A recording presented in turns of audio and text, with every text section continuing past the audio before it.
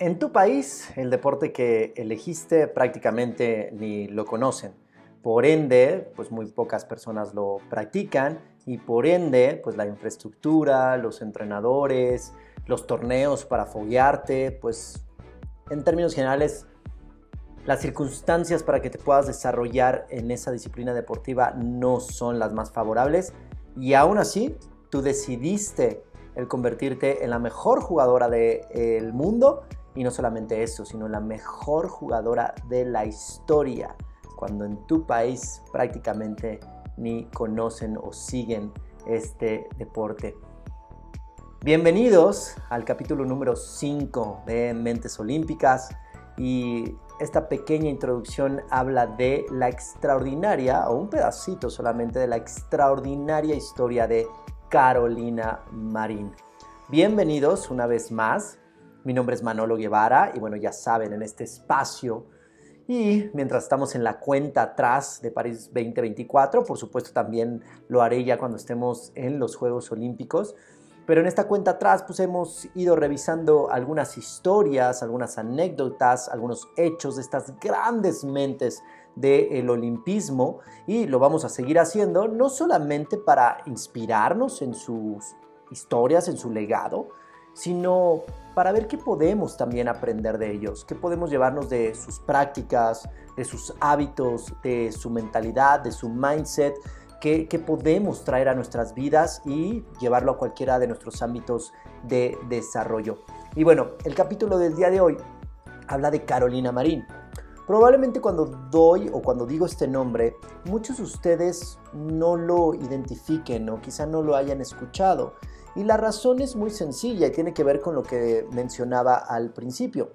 Carolina Marín es una española, es de España, su nacionalidad, y juega bádminton.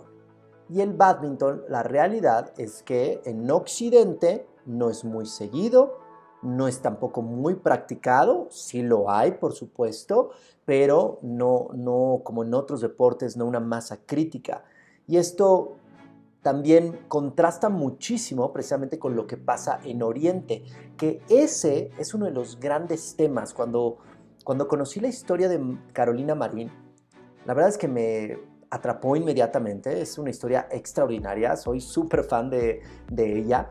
Y aquí una de las cosas más importantes a entender es precisamente las desventajas que ella tenía para aspirar y convertirse en la número uno del mundo y probablemente en la mejor de todos los tiempos en esta disciplina, porque Oriente parte de una gran tradición sobre el bádminton, de muchísimos países como lo puede ser China, como lo puede ser Japón, como lo puede ser la India, en donde hay toda una tradición, toda una estructura, toda una escuela hacia este deporte, hacia esta disciplina. Y de hecho, por ejemplo, en campeonatos mundiales, en campeonatos internacionales, competencias importantes del bádminton, puede haber un estadio de 10,000, de 12,000 personas totalmente lleno para ver un partido de bádminton. Algo como lo que aquí pasa quizá en el tenis, en Occidente, pero allá también se ve en el bádminton y es muy seguido.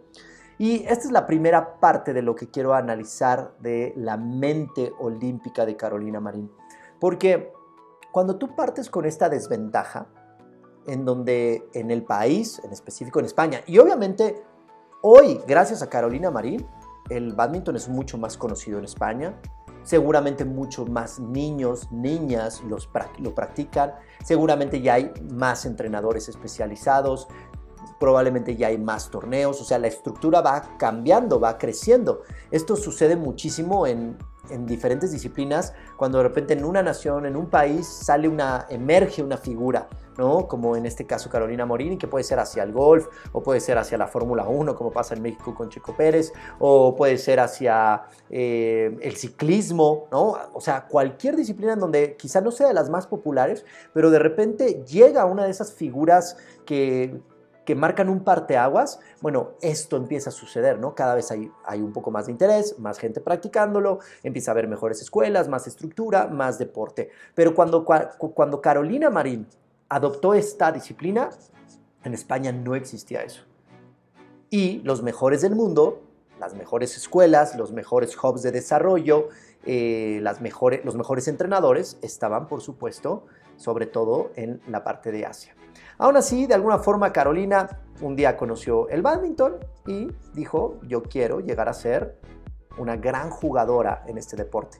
Desconozco en qué momento ella habrá decidido el querer convertirse en la número 1 del mundo y en ganar una medalla de oro y probablemente también, insisto, ¿no? Una de sus aspiraciones, y eso lo sé por un documental que voy a recomendar en un momentito más, porque en el documental se maneja que también la ambición es convertirse en la mejor jugadora de bádminton en la historia. Pero centrémonos primero en esta desventaja. Hay un libro que me encanta y que es muy revelador que se llama el Talent Code, el Código Talento o Talent Code. Y en el autor lo que nos dice es que se pone a investigar en diferentes academias de diferentes disciplinas para ver cuál es el factor en común para verdaderamente desarrollar talentos a un nivel en donde otros países no existen. Todo esto nace porque un día él estaba leyendo el periódico, el autor del libro, que justo ahorita se me fue el nombre, pero el autor del libro del Código Talento, y lo pongo en las notas, por supuesto, de este capítulo de Mentes Olímpicas, pero estaba leyendo el periódico, Daniel Coyle, ¿no? Lo estaba leyendo y encuentra un reportaje de una academia de tenis en Moscú, en Rusia. Y el reportaje va sobre cómo esta academia tiene un índice de éxito más grande que cualquier otra academia en el mundo para producir top 100 en la WTA y en la ATP, en los dos circuitos de tenis profesional más dominantes. Bueno, esta academia logra poner a la mayor cantidad de tenistas, ya sea en la rama femenil o en la rama varonil, más que cualquier otra academia. Y lo que más le llama la atención a Daniel Coyle es cuando sigue leyendo y se da cuenta que esta academia solamente tiene 3 canchas techadas, 3 canchas cubiertas. Y entonces hace unas inferencias de, ok, Moscú, Rusia, una academia de tenis que nada más tiene 3 canchas cubiertas, la mitad del año no pueden usar todas las demás y en 3 canchas tienen que producir esta cantidad de tenistas. ¿Cómo le hacen? Yo tengo que ver esto. Daniel Coyle, por cierto, ya era un gran cronista deportivo, un gran escritor deportivo, escribía para el New York Times en la parte del deporte, siempre un apasionado de lo mismo, sobre todo del béisbol, pero el deporte le ha llamado muchísimo la atención y entonces ya con un nombre, ¿no? Escritor del New York Times, pide permiso para ir a esta academia en Moscú y observar qué es lo que estaba pasando ahí.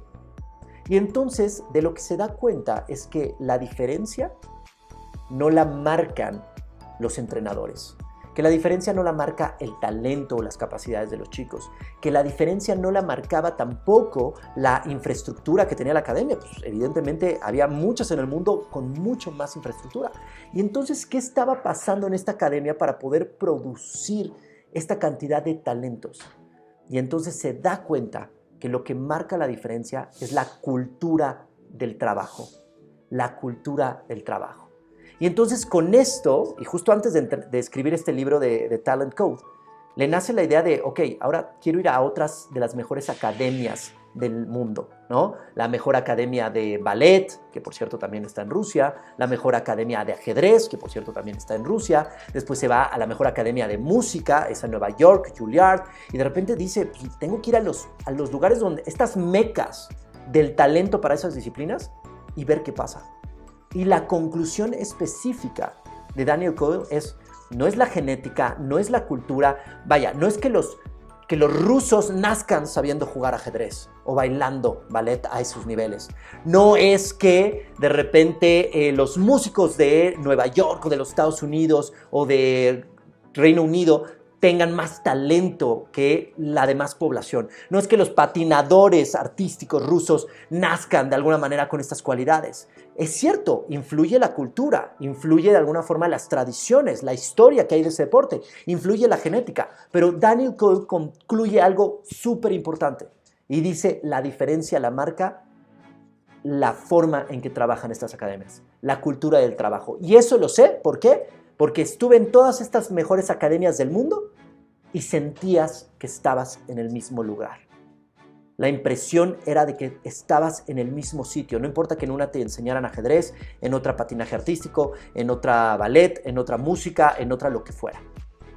Y a partir de eso podríamos entender mucho el fenómeno de los hubs de desarrollo en el deporte. Por ejemplo, los maratonistas de Kenia, ¿no? Son los mejores del mundo y que eso nos haría pensar de repente que, pues si eres keniano, puedes correr un maratón a un nivel élite. O la escuela de velocistas en Jamaica, los hombres más rápidos del planeta. Pareciera que tienes que ser jamaicano para estar en esos estándares. Evidentemente con algunos bemoles, hay otros grandes atletas de otras disciplinas, pero siempre ha existido como estos hubs de desarrollo. Los futbolistas en Brasil o los futbolistas argentinos. Y de alguna manera nos hacen tener esta impresión, esta creencia de que son ciertas nacionalidades bajo ciertas circunstancias, bajo cierta cultura, pero también bajo cierta genética, la que llega a impulsar a campeones de élite o leyendas, en este caso, ¿no? del olimpismo. Me encanta la historia de Carolina Marín y me encanta porque es la primera que demuestra que esto no es cierto, que Daniel Coyle, a fin de cuentas, tiene razón, que la forma en que ella trabajara podía vencer de alguna manera a todas estas ideas de que solamente había campeones olímpicos o podía haber campeones olímpicos de bádminton si nacías en Japón, si nacías en China, si nacías en alguna de las Coreas, si nacías en la India. Y desde entonces el mindset de Carolina Marín ya era diferente. Y sí, con muchas desventajas, como las que decía, quizá la más importante de todas era pues, no tener ni siquiera el fogueo, el nivel de torneos, la cantidad de torneos a un nivel altísimo en una etapa de desarrollo. Estoy hablando de la juventud de Carolina Marín y donde obviamente en todos estos países asiáticos no solamente había un gran jugador.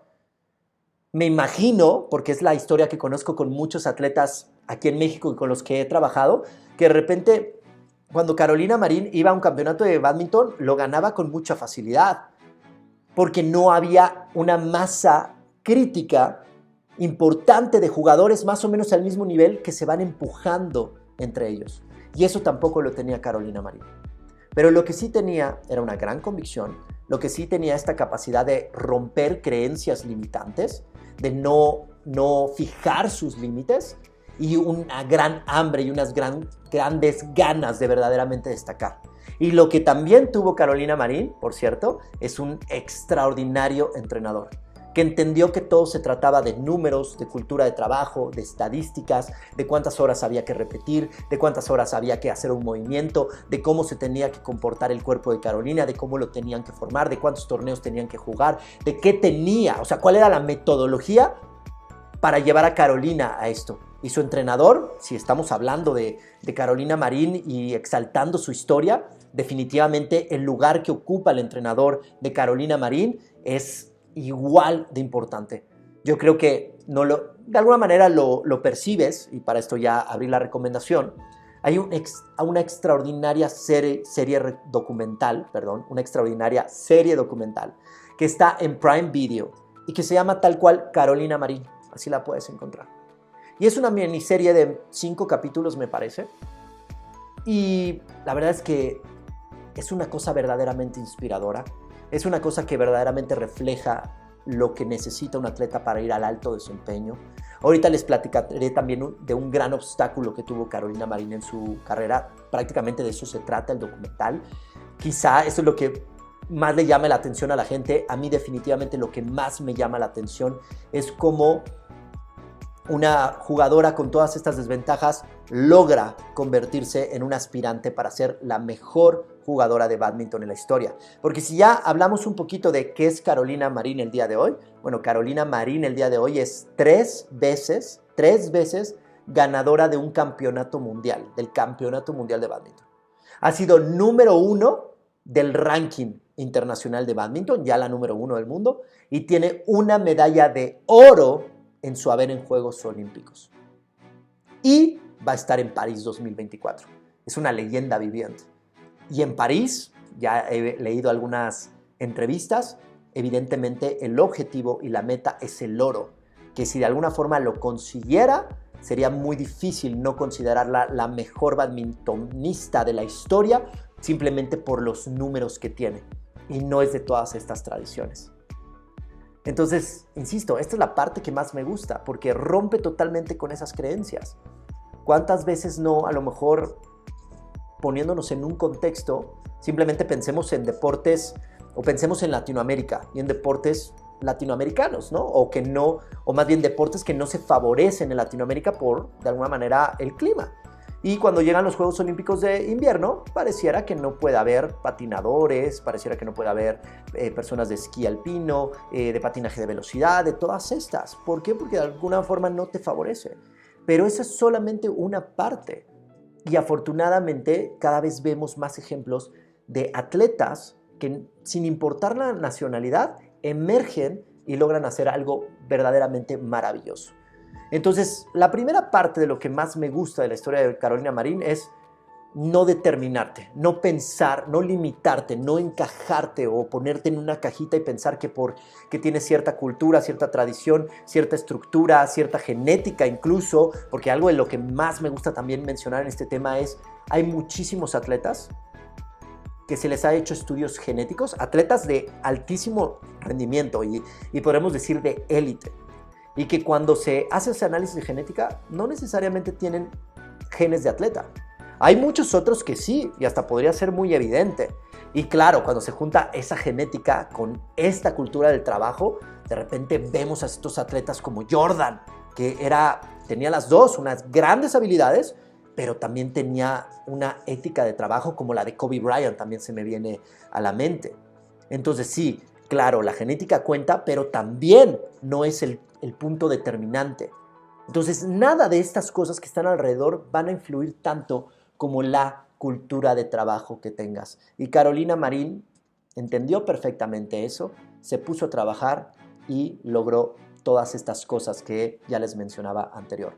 Entonces, no importa el deporte que practiques, no importa en el país en el que estés, de alguna manera, querer es poder. Obviamente, es una frase que se dice muy sencilla y como siempre digo a veces en las sesiones, muchos atletas jóvenes dicen que quieren cosas, pero solamente dicen que quieren, ya que de ahí pasen a verdaderamente hacer todo lo que tiene que hacer un atleta para llegar a esos niveles, a veces no están dispuestos a pagar el precio. Esa es la realidad. Pero lo relevante y la primera conclusión en esto es si estás dispuesto a pagar el precio y obviamente te rodeas de ciertas circunstancias que sí tienen que haber, aunque no tienen que ser las más favorables, empezar a una buena edad, de repente sí encontrar un buen entrenador, tener ciertos apoyos, sí tiene que haber ciertas circunstancias, pero si están las mínimas indispensables, podríamos decir eso, puedes verdaderamente soñar en lo más alto y lo puedes conseguir sí y solo sí estás dispuesto a pagar el precio. Y Carolina Marín pagó el precio y lo sigue pagando.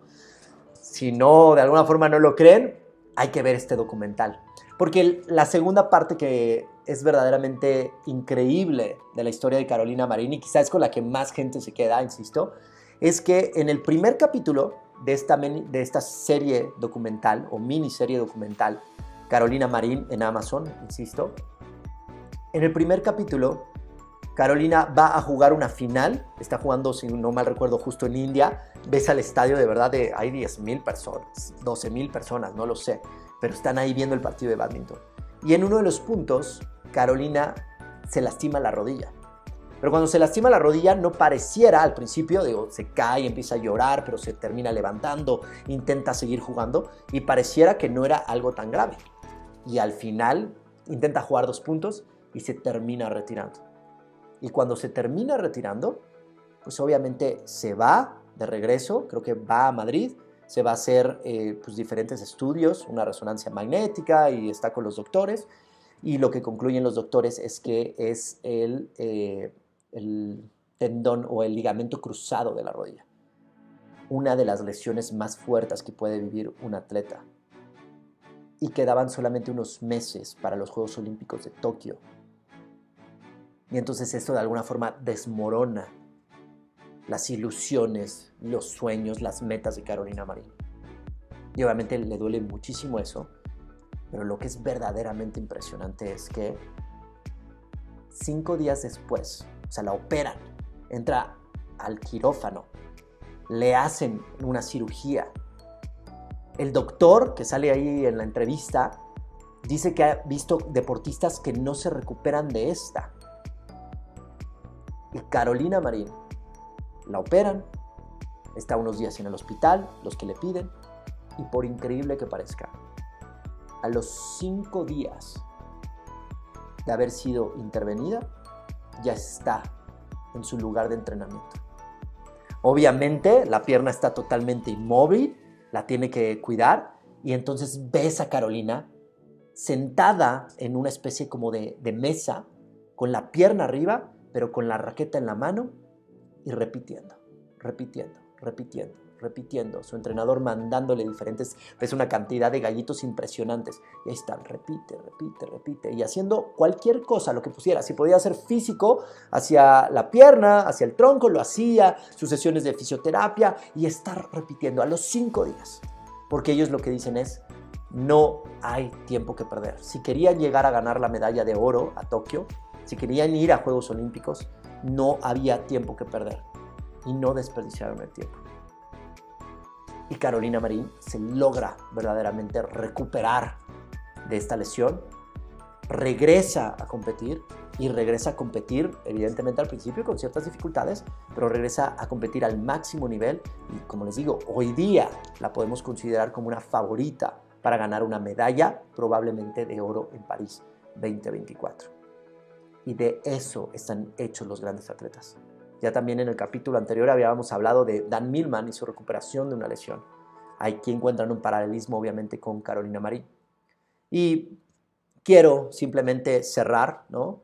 Si las conclusiones es, vaya, se pueden hacer las cosas, incluso con circunstancias desfavorables, si estás dispuesto a pagar el precio, y de repente los obstáculos que tengas, incluso una lesión tan fuerte como la que tuvo, no es verdaderamente un obstáculo, sino solamente es una oportunidad para demostrar tu verdadero potencial. El entrenador de Carolina Marín, hay una escena justo cuando están hablando de la lesión. Y entonces dice, sí, yo sé que es como muy fuerte que Carolina regrese tan rápido, o que tenga que estar de regreso tan rápido entrenando. A lo mejor una persona ordinaria, pues debería tener tiempo para estar con la familia, para estar con los amigos, pero Carolina Marín no puede ser una persona ordinaria. Y dice, claro que no hay nada malo con lo ordinario, con tener amigos, con tener la cercanía de casa, con poder descansar, con irte de vacaciones. Pero las personas ordinarias, o las que tienen una vida ordinaria, por lo general no son las que ganan las medallas de oro. Y eso es algo extraordinario. Y Carolina Marín es una historia extraordinaria. Con esto cerramos este episodio de Mentes Olímpicas. Si les va gustando este esfuerzo, este espacio, por favor, compártanlo, cualquiera de los episodios, con las personas que puedan estar interesadas. Y también, pues, el poner 5 estrellitas en Spotify, suscribirse al canal de YouTube, ponerle like al canal de YouTube y, insisto, compartirlo. Nos vemos en el próximo episodio.